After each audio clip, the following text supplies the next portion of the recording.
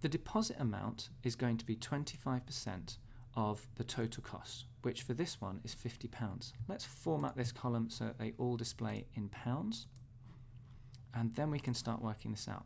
Now, the simplest way to do this is equals, click on the £50 multiplied by 25%. And that gives us the right answer, to £12.50. Now, when I drag this down, unfortunately, this is what happens.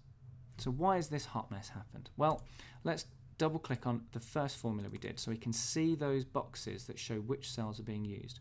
£50, 25%, exactly what I wanted.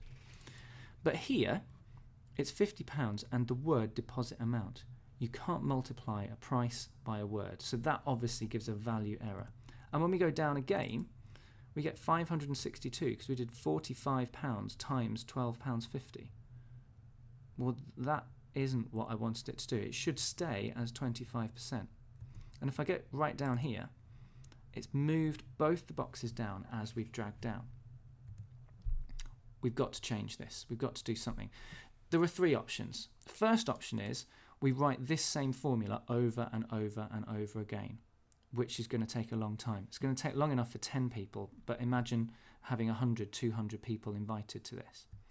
Another way would be, instead of writing 25% as a cell reference, to hard code it in, 2, 5 and a percent, which would work, but it would make it really difficult to change the deposit amount if I wanted to change the deposit to a third or 20%. So the third option is called absolute cell referencing, and it makes this much easier for us to do. We start out by making the formula exactly the same. Equals, click on the £50, star for times, and click on the 25%. But this time I press the F4 key on my keyboard, right on the top row, F4, and you will notice it adds in those little dollar signs. So it now says H3 equals H3 star $I$1. That means that the I1 cell, when I drag down, will not shift. The blue H3 cell will, but the red I1 cell will stay in the same place.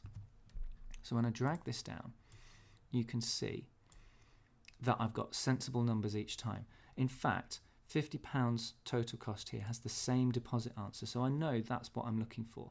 And if I double click, you can see it's got £50 times by 25%.